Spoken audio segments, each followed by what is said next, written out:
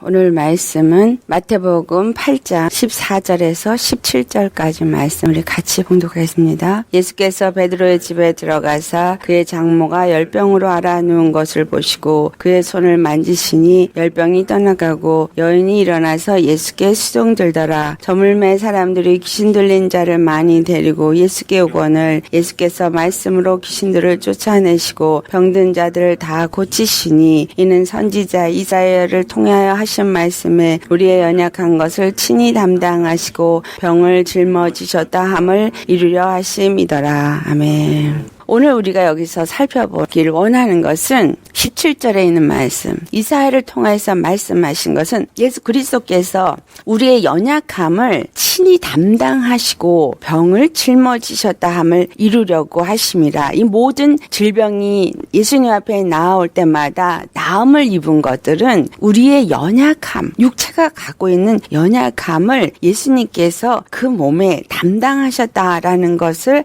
알게 하는 것이다.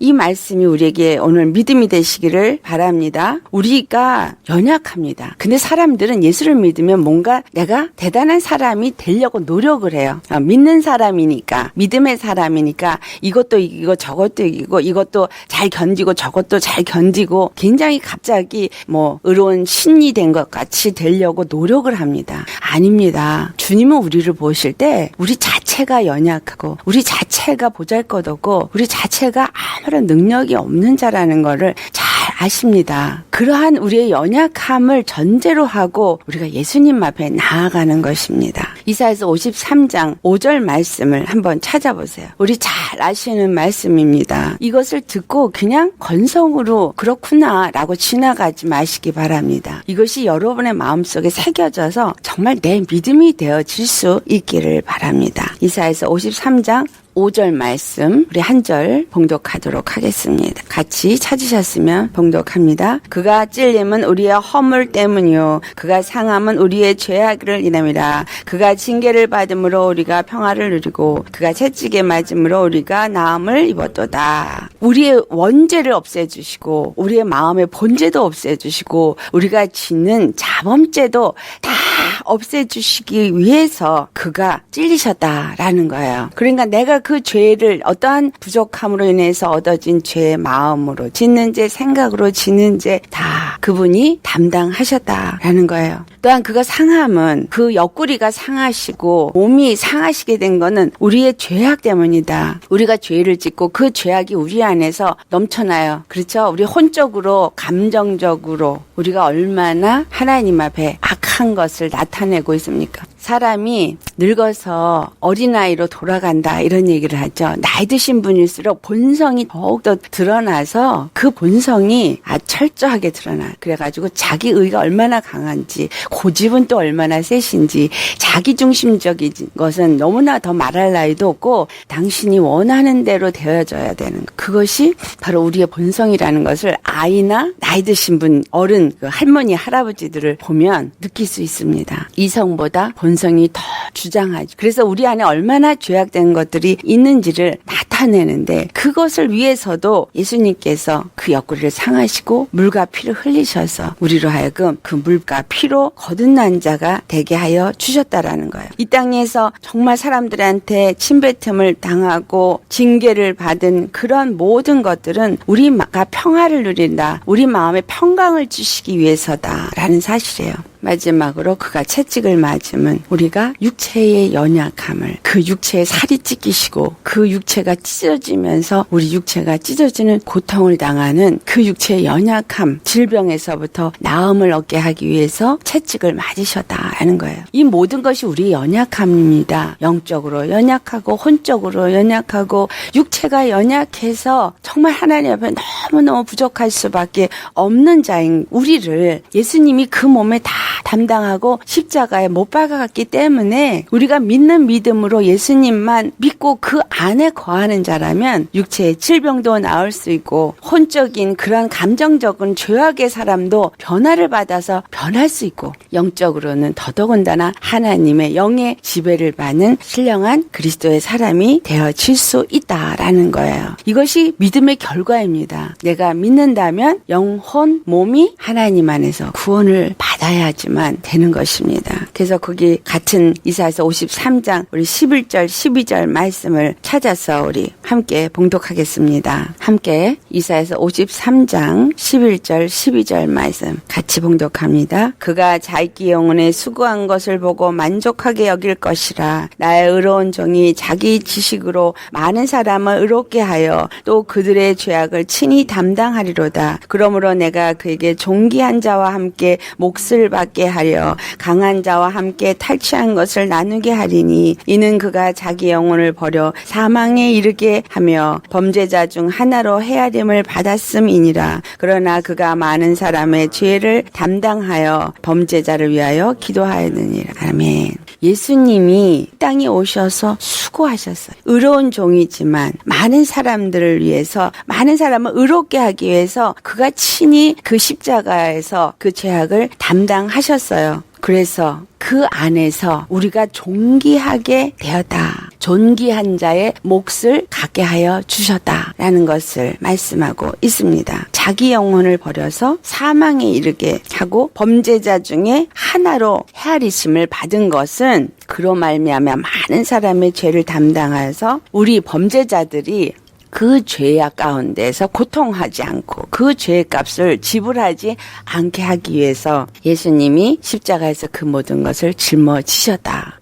예수님이 이와 같이 우리의 모든 연약함을 다 담당하셨어요. 친히 그 몸에 짊어지셨어요. 그러니까 나의 연약함이 나타날 때마다 우리가 해야 할 일은 뭐예요? 예수님께로 나아가는 거예요. 예수님이 이미 다 담당하셨어요. 그런데 내가 왜 그 연약함 속에서 혼적으로 연약하고 영적으로도 연약하고 또 육신적으로도 연약하고 있느냐? 온전히 예수님으로 덧입지 못하였기 때문에 육체의 조건들은 우리를 계속 연약한 것을 기억하게 하고 연약한 것 그것으로 인해서 하나님 앞에 범죄하고 믿음에서 떠나가게 됩니다. 근데 그 일을 하는 존재가 있다라는 거예요.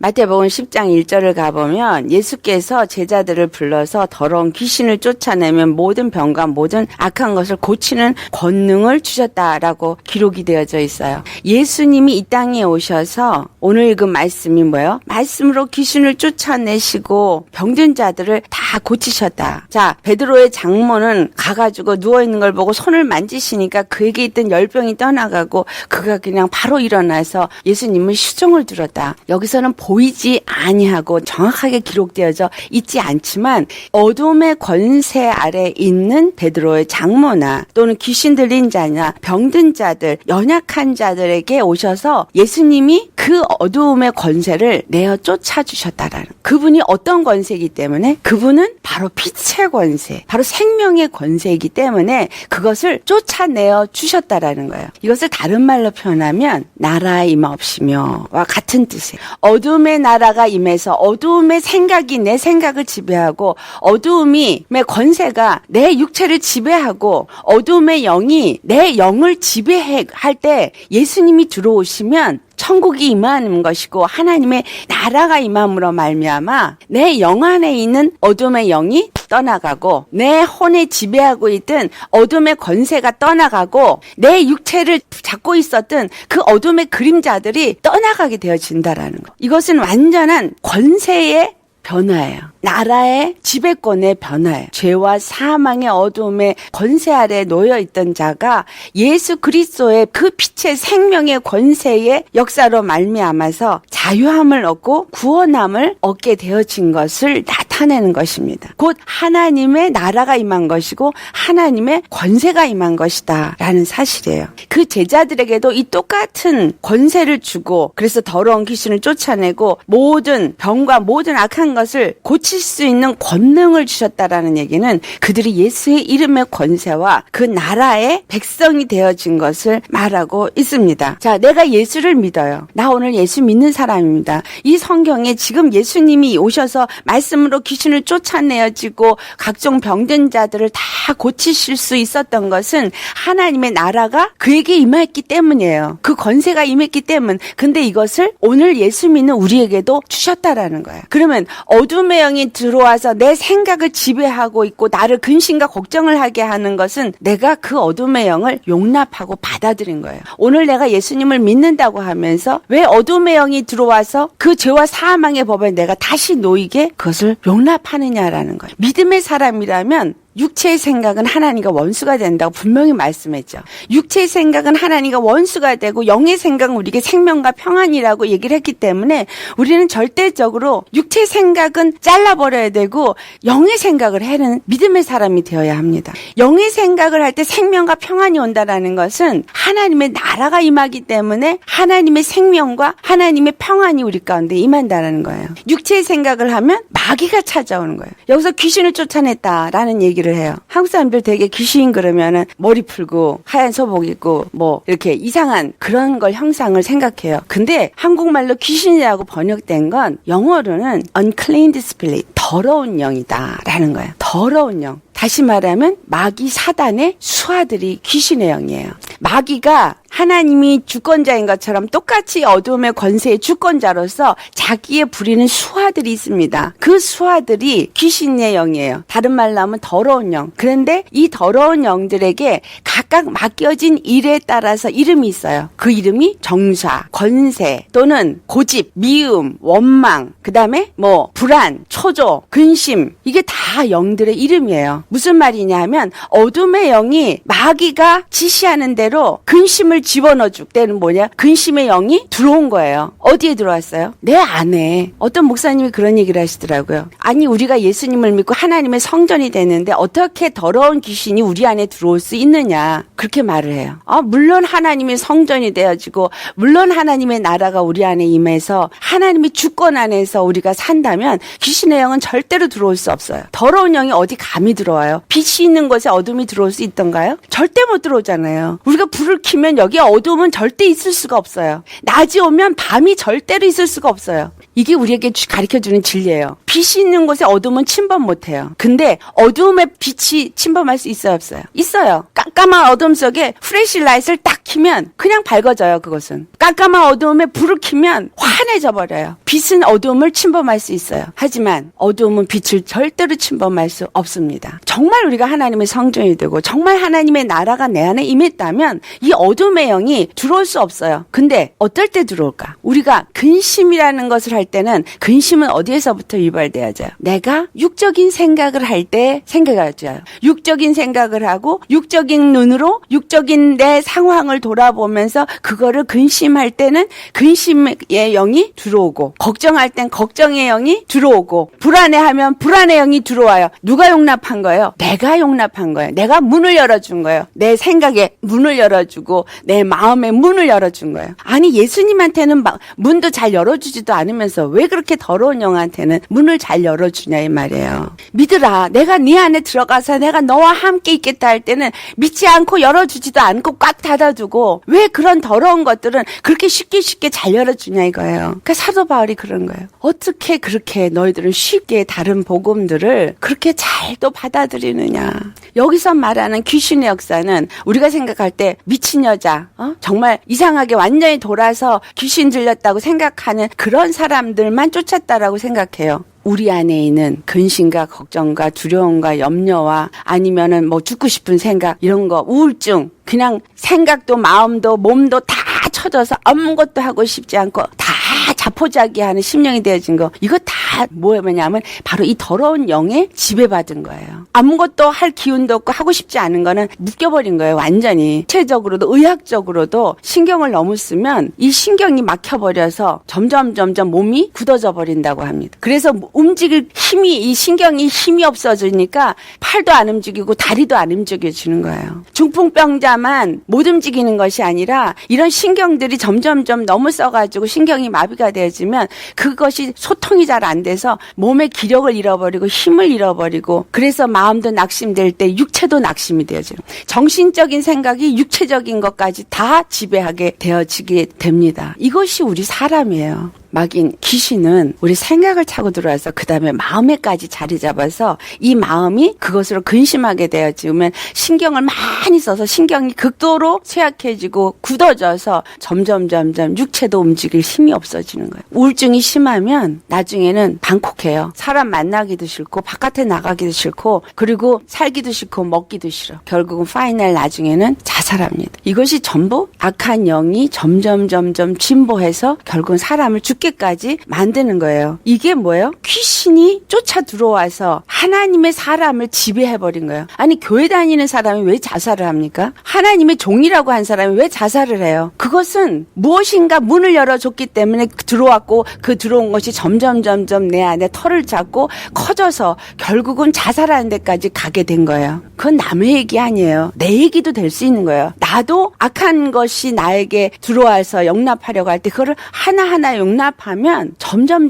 생각에 병이 들기 시작해서 육체에도 병이 들고 결국은 죽음에까지 이르게 되어진다. 이것을 우리는 나라가 들어온 걸 생각해야 돼요. 권세가 들어온 걸로 생각해야 돼요. 그냥 육체가 연약한 거로 생각하면 안 돼요. 아, 어두움의 권세가 내 안에 들어왔구나. 어두움의 나라가 나를 지금 지배하고 있구나. 나는 하나님의 나라인데, 나는 빛의 나라인데, 내가 하나님의 자녀로서 왜 내가 어둠이 나를 지배하게 하느냐. 뭐 해야 돼요? 당장 쫓아내야죠. 제자들에게 그것들을 쫓아내는 것들을 능력을 주고 기름 부음을 주고 가서 귀신을 쫓아내고 질병을 고치라고 내어 보냈어요. 누가복음 10장 19절 말씀이 뭐예요? 너에게 뱀과 정갈을 밟는 권세를 주었으니. 아멘. 뱀과 정갈이 뭐예요? 뱀은 악한 마귀, 계시록 12장 9절에 말해요. 사단이라고도 하고 마귀라고도 하는 자, 용이라고도 하는 자, 속이는 자, 그가 뱀이에요. 그것들을 짓밟는 권세. 정갈은 뭐예요? 정갈은 쏘면 괴로워요. 우리를 계속 쏘면서 우리의 고통을 주고 괴로움을 주고 막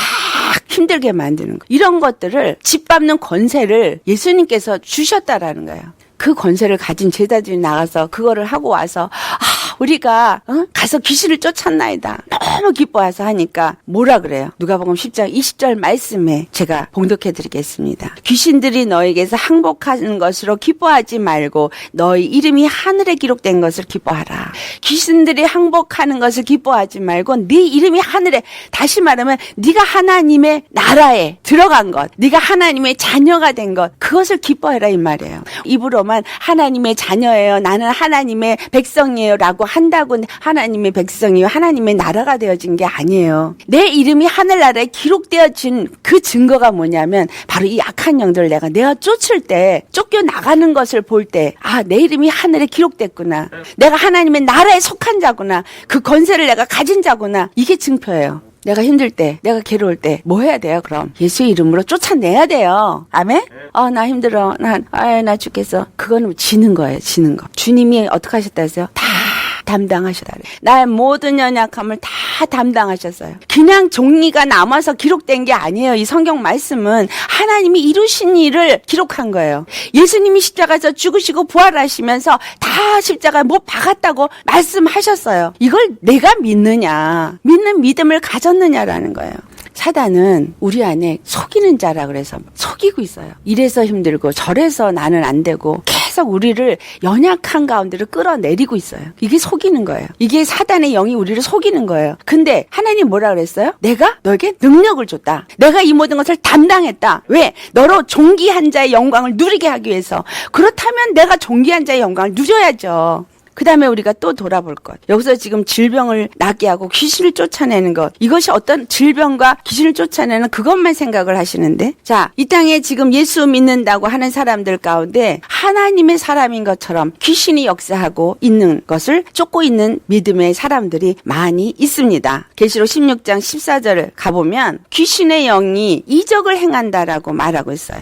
귀신의 영이 이적을 행한대요. 또 디모데전서 4장 1절을 가보면 성령이 밝히 말씀하신다라고 하면서 기록을 하고 있어요. 후일에 어떤 사람들이 믿음에서 떠나 미혹을 하는 영과 귀신의 가르침을 따른다. 정말 믿는 사람인데 후일에, 우리 지금 후일이에요. 우리가 살고 있는 이때가 지금 후일이에요. 이 후일에 미혹하는 영에 의해서 미혹되어지고. 왜? 마태복음 24장에도 말하죠. 거짓 선지자들이 이적과 표적을 행해서 어떻게 하든지 택한 자도 미혹한다. 24절 말씀이에요. 미혹하는 거예요. 미혹하는데 무엇으로? 어떤 이적과 표적을 행하고 어떤 예언을 하고 그러면서 미혹하는 거예요. 그리고 귀신의 가르침을 마치 하나님의 가르침처럼 한다라는 거예요.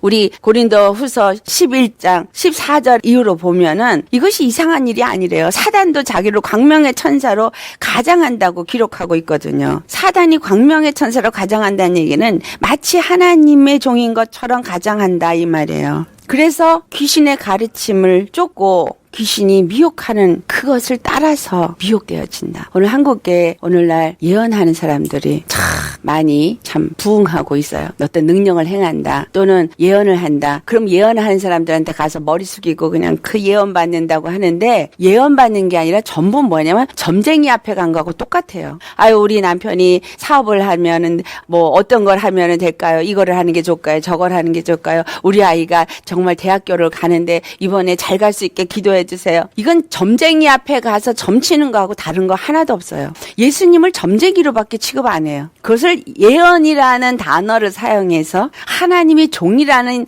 목사라는 어떤 은사자라는 이름을 사용해서 하고 있지만 사실상 그게 점치는 것과 뭐가 다르냐 이 말이에요. 하나님의 권세와 하나님의 나라가 임하여서 우리로 하여금 존귀한 자의 영광을 누리게 하여 주는데 그 권세를 가졌다고 하는 자들이 거짓 점치는 자 같은 자들한테 가서 돈 갖다 바치면서 우리가 어떻게 될까요? 꼭 질문을 한다라는 거예요. 사도행전 가보면 사도 바울에게 나타나는 역사들을 기록하고 있죠. 그런데 그 중에 어떤 이야기가 나오냐면 16장에 점치는 여자 얘기가 나와요. 그 점치는 여자를 귀신 들린 여종이다 이렇게 표현해요. 귀신 들린 여종, 그 여종이 점치는 자인 거예요. 그래서 사람들의 점을 쳐서 그 주인을 유익하게 했다라고 기록하고 있어요. 우리 정말 잘 생각돼요. 이 마지막 때는, 이 후일이라고 말하는 이 마지막 때는 마치 주의 종인 것처럼, 마치 그리스도 일꾼인 것처럼, 하나님의 영의 역사인 것처럼 하면서 예언한다고 기도한다고 하면서 사람들로 하여금 돈을 뺏어내는 도둑질을 하고 그 사람들을 미혹해서 어디로 끌고 가요? 귀신의 영에 사로잡히게끔 끌고 간다라는 거예요.